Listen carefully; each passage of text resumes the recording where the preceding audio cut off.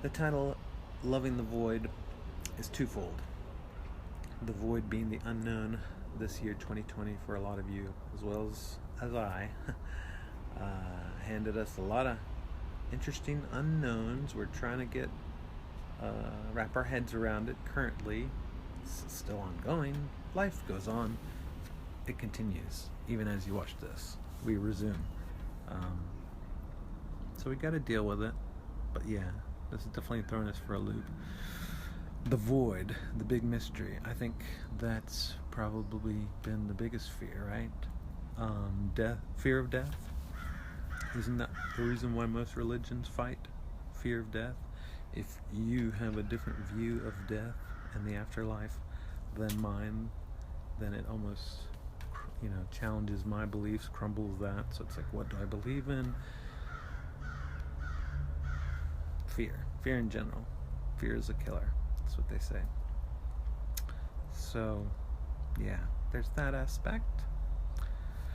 And there's the personal aspect of myself and the void in me personally. You might have a void in yourself, but for me, it's a feeling of not getting enough love, attention, or validation as a youngling. And don't get it too twisted. I had both parents up until the age of about 7 when they divorced. So, I visits with dad and whatnot. But for me, the void comes from that feeling, whether it's perspective or not.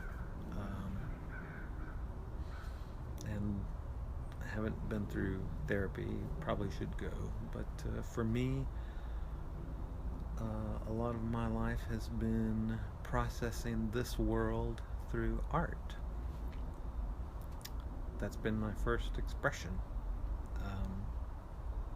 Probably before I could speak, I don't know, making little rough sigils and symbols in dirt or in paint, hand painting. So yeah, that's this content, whatever you call it, show. I don't know what you call it these days. You tell me. Let me know in the comments. Is this a show? Is this a content? This is one content. I don't even know if you're going to see anything else. This might be all you get, which might be good. I don't know. Really, I'm doing this mostly for myself. My art is therapy. Yeah. It's the way I process the world.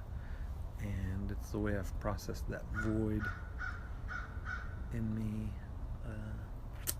I've also done that with food and alcohol, substances, stimulation, the whole gamut. But